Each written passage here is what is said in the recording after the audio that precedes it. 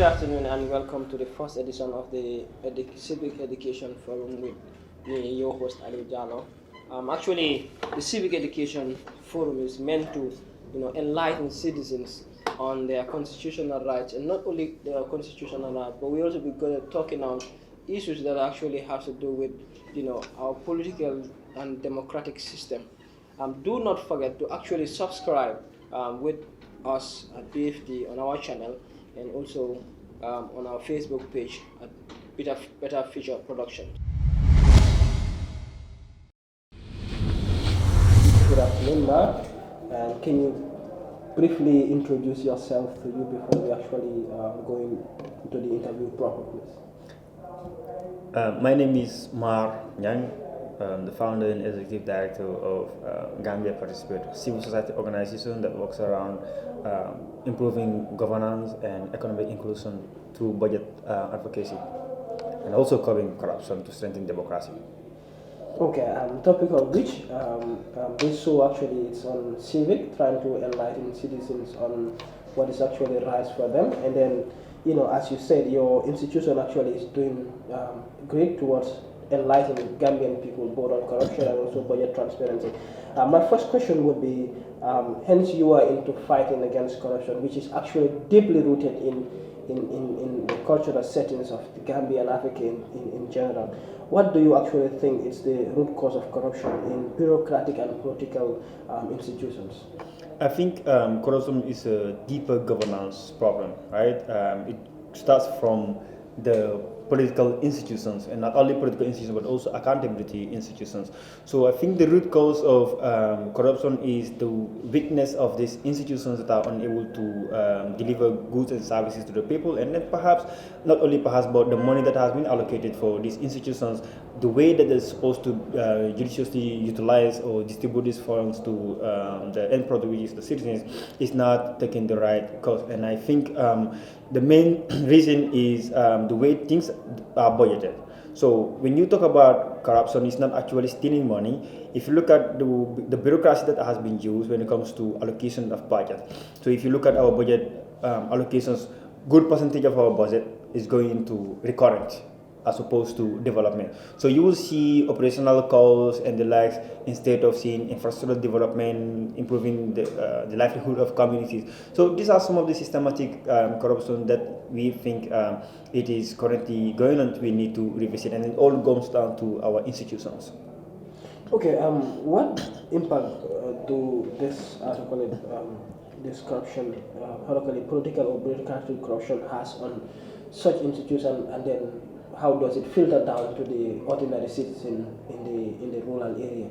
So when you have bureaucratic corruption, call it systematic corruption, it benefits few in the political arena.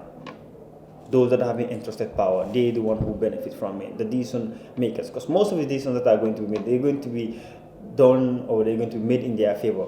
So the end product, the citizens who are supposed to be the beneficiaries of these decisions, they are the one who ends up suffering. So let's say there is a decision that is made when it comes to the issue of health. There is a budget or there is a grant that has been funded. So if at all is supposed to cater for fill the gaps when it comes to the issue of getting beds, vaccines, and the likes, if the government knows about this problem and they do not put budget line item to curb these issues, then you see the government or the policymakers making decisions that is not to the best interest of the people. So the people suffers corruption in a way is direct and then also indirect. Directly, they will not get the services that they're supposed to, the basic service that they're supposed to get or with their entitled to, they will not receive it. So that becomes a very difficult thing to curb the issue of malnutrition, to curb the issue of child mortality, maternal mortality, and the likes. And when it comes to the economy as well, the development is going to be on a standstill. Human Development Index in the country will not advance because people will be on a standstill when they are not entitled to, when they don't get things that they are entitled to get. Well, talking of which, what do you think, how does that affect our economy when we talk about, inequality, especially when it comes to allocations of budget to these ordinary citizens? So any country where there is rampant corruption, be systematic, be grand corruption, being petty corruption, it always affects the economy. Because when you talk about illicit financial flows, this is a system whereby monies that are supposed to benefit the state has been illegally smuggled out of the country and makes their way to offshore banks.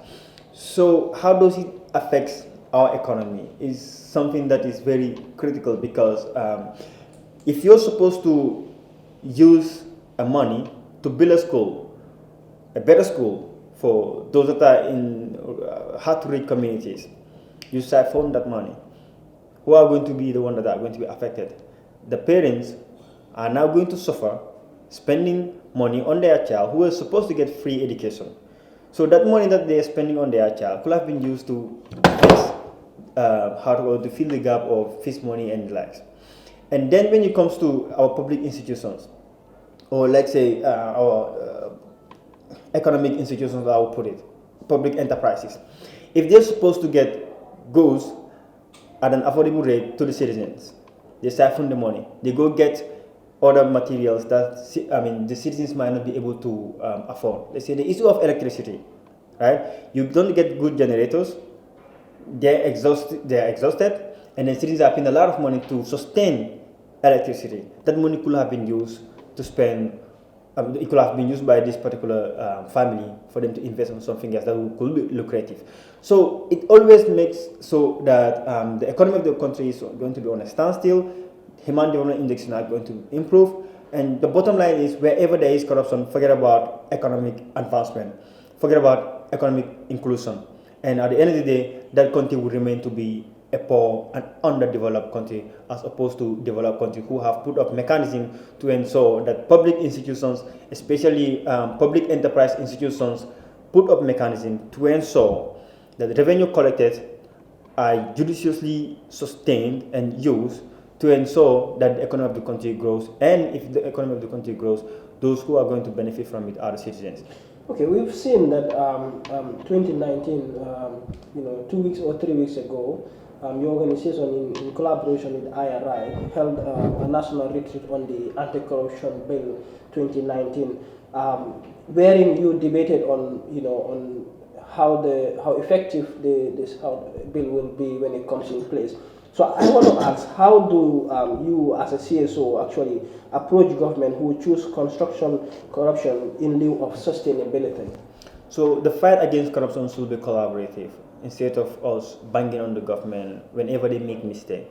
So I think that was a good step that we took in order to put up preventive mechanism and also to strengthen the institutions, democratic institutions that are supposed to fight against corruption. So there is a bill that is already tabled before the National Assembly. So for us as civil society, we believe before the bill is ratified, we need to look at the gaps that the bill needs to fill. Does the bill really, is it up to standard when it comes to the United Nations Convention Against Corruption, the UNCAC recommendations, and then that was the AUPCC. And then we also look at the local context of our community, of our country, to see if this bill comes into existence, how is it going to effectively fight against corruption? Because this bill is going to establish what is called the AntiCorruption Commission, which is supposed to be a watchdog to all public institutions, including the office of the president. So we brought National Assembly members, civil society, and the media to say, look, let us reflect on the provisions of this bill and then make recommendations to make sure we get a very good bill that, if it is in practice, then you will see corruption reducing. And if corruption reduces, you will see development being inevitable. And also, if there is mechanism to fight against corruption, you will see the democratic institutions being strengthened. And if democratic institutions are strengthened, autocracy will not be issue to that particular country. And then you will see the goods and services are going to be delivered to the people on time, and they will receive quality services. Okay, talking of which, you talked about strengthening institutions and so forth. And now, what do you think are the decisive strategies to tackle corruption in a country under total corruption? I think the most important thing here is to revisit the functionalities of our democratic institutions, the oversight institutions. When I talk about the oversight institutions, I'm talking about the accountability institutions like the Audit Office and the National Assembly. So these institutions, once they are strengthened, and our public finance institutions as well, because they play a very important role to ensure that the economy of the country is booming and small population of the public sector do not misuse or personalize the wealth that is supposed to be distributed to everyone in the country. So the best way to ensure that these public institutions deliver is to have what is called KPI, key performance indicators. We need to start monitoring the practices of these particular institutions. Are they delivering the money that has been given to them? Are they using it in a way that people are benefiting from it? If they are not doing it, in the next budget cycle, do we need to give them extra money or do we need to cut their budget? So these are some of the things that we need to, this oversight function is something that we need to do as civil society organization or be a watchdog to this particular institution. And then also strengthen these three key institutions that I talk about, the National Assembly, the National Audit Office, and the Public Finance Institution, to ensure that wealth that are owned by the country are not personalized. Okay, talking of which, the last time during your retreat, you talked about somebody made mention of trying to have a cashless, how to call it, society or institution. Now, what would you consider actually? How would you measure individual or bureaucratic corruption in an organization or government institutions, when actually society itself push you to be corrupt? Considering where you come from and then your survival. So I will give when you have a cashless or electronic financial system in a country, for corruption to thrive there is a small possibility for it to thrive. Because remember, in our country here, anything that you want to if you want to expedite the processing of a document, you bring out a token and say Njegi Guru, right? So that becomes normal in our system, that sometimes when you go to some public institution, they will say, look, this is the tradition. They do this, you give them that, and they will give you a receipt. So you don't give them that, you don't get it. And there is no accountability. Who are you going to report these issues to that are going to take accountability measure to hold that particular individual accountable or the institution accountable? So when we have a cashless environment, let's say, for example, you have mobile money, something that, in fact, our neighbor Senegal is doing, Nigeria is doing, and then also Kenya is doing. When you have a mobile financial system whereby transfers are done in an accrual transfer system, bank to bank, mobile account to whatsoever they use, it ensures that any financial transaction is e-transacted and it's also e-recorded. So if at all you are able to have your plans to siphon the money, anything that you do is going to be on record that you were the one who did it. So this information, the Anti-Corruption Commission will be able to tap into this information anywhere. I mean, they can work with any multimedia institution like the Gamtel and the likes, who were able to provide them this information. And then if you look at the bill itself, they also have the right to tap communications, but with the approval of the High Court. So this communication inflow that is coming in and out, if they are e-transacted, then they will be able to track this. But if it is check written, they can, we've seen what has happened in the past where someone else from nowhere, the office of the president, they will just write a check in the name of someone else who is an ordinary citizen to go to a bank and they withdraw millions of dollars or millions of dollars, and at the end of the day, that's it. So who are you going to hold accountable? That particular citizen was just given a directive and the check was on his name, but the actual beneficiary of that particular amount that was illegally withdrawn from a public account is not known. So this became the norm, but we now adapt to that electronic financial system whereby anything that has to be from bank to bank, then we were able to ensure that we at least minimize the issue of corruption. Okay, we've seen in the past, 1 or 2 years, series of corruption scandals, including the office of the president, the vice president, and other ministerial posts. Do you think that there is, in a political administration of the state, can corruption be completely wiped out? So, look, as I said, when you have the Anti-Corruption Commission, functional anti-corruption commission, be the president, the vice president, the National Assembly, or any other institution, if the anti-corruption commission is independent, they will be able to investigate the president, his cabinet ministers, and the National Assembly, and then they can come up with recommendations. We've seen in other countries where a president has been impeached because of the issue of corruption. Who were those that came up with that investigation? The 2019 anti-corruption bill, it makes provision wherein the president is the one who will actually choose or select the chairman for that commission. How effective would the anti-corruption commission be when it comes to fighting against corruption, especially in the highest office in the land? The president has limited mandate to hire the chairman, because there is going to be a public call for applications by the Minister of Justice, and then interested candidates can just apply for the position, and then the minister can nominate out of the many that have applied to the president to recommend the appointment of these commissioners. So the president will do the appointment. But if you look at our political setup, right, that is if the selection process is transparent. And because the PAC is the one that is doing the consultation, and then the president actually is the one doing the final verdict. Yeah, so that's what I'm talking about. The Public Service Commission is not that an independent commission, and I think it's under the office of the president, if I'm not wrong. Yes. So what we were suggesting, because we talked with the National Assembly members, and then they were basing it on the 1997 constitution, where the president has the mandate to appoint. But if you look at the draft constitution, that if it comes into play, the president will have limited mandate to hire officers of the independent institutions, because they will have to be subjected to National Assembly confirmation.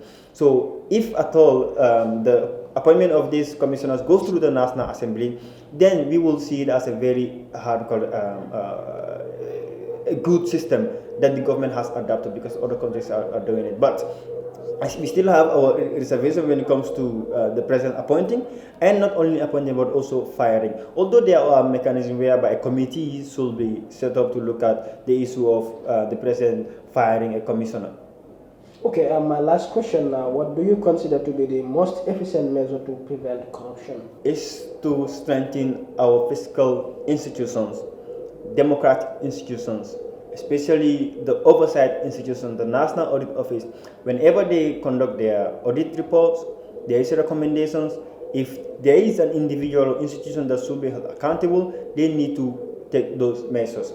And let us just not wait until the issue of corruption pops up and then we start fighting it. The effective way is to put a preventive mechanism, and I think the Anti-Corruption Commission should be given that environment for them to operate independently, and that is one way ensuring that corruption does not thrive. I will take you back to 2017 when the Janneh Commission was established. You go to a ministry and then you want to fast track a process, they will tell you, don't you see what is going on at the Janneh Commission? There is an alert, because when people are aware that there is serious measures taking place to fight corruption, then anytime that you want to get into, you know the consequences that you're going to be faced with when you get yourself into dubious activities. So I think it is best for us to strengthen our institutions to ensure they have best, preventive tools to ensure corruption is, there is a big obstacle between, the wealth of the country and public officials who wanted to siphon that.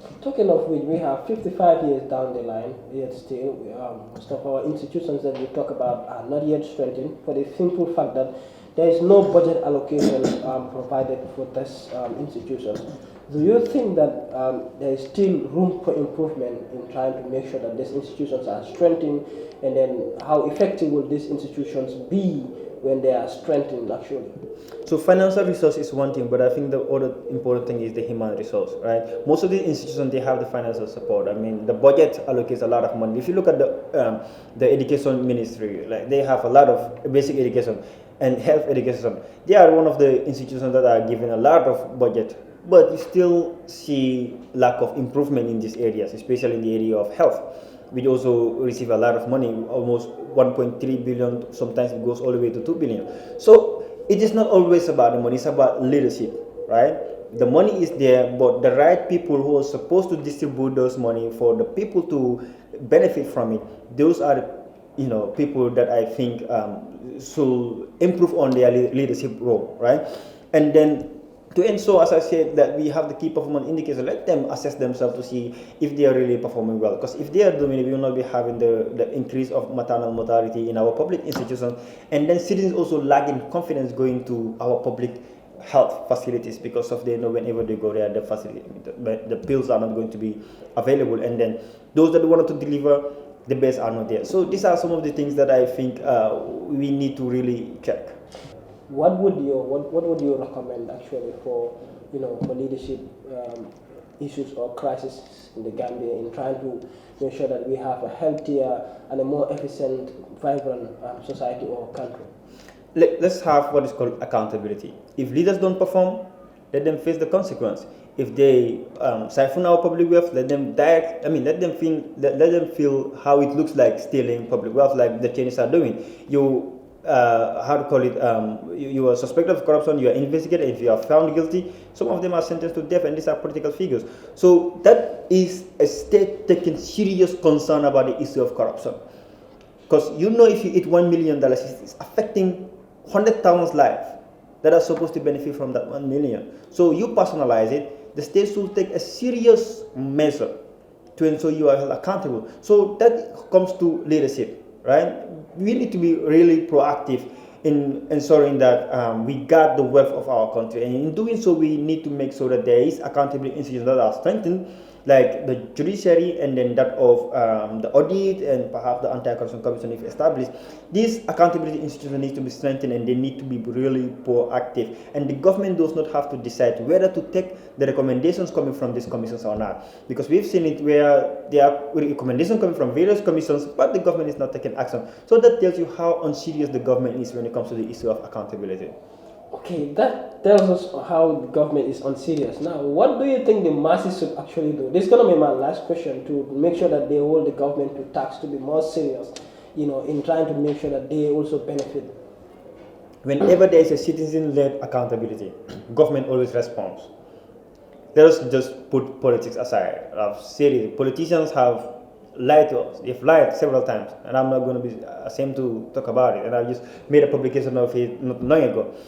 Since independence, any politician that comes, they will come with their promises, and then we go after promises. We vote for those promises, and when they are into power, we don't ask questions to hold them accountable in regards to the promises that they've made. We need to make sure we don't vote for promises, but we need to vote for competence and integrity. We need to screen someone else who is vying for a very key and sensitive institution. So the leadership really has to start with us, citizens. Right? And if politicians are failing us, we need to organize ourselves, work together, and then ensure there is a force coming from the citizen fraternity to ensure our leaders are held accountable. If they don't respond, we will going to make sure that they respond, and then we are going to do it in a non-violent way, in a very diplomatic way, using our accountability institutions that I believe are strong. So what's your message to the audience?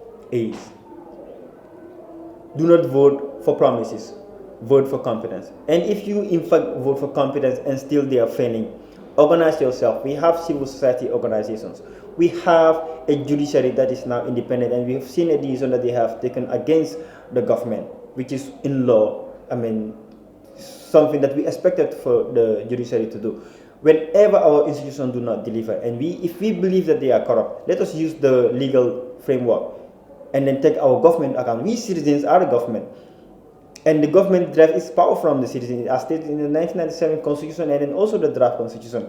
So we should feel ownership of the state and understand the people that are there are representing us, and they are representing our needs. That's the reason why we don't only elect a political figure that is the president, but we also elect lawmakers who are supposed to sit in the parliament and hold the office of the president or any other political institution accountable.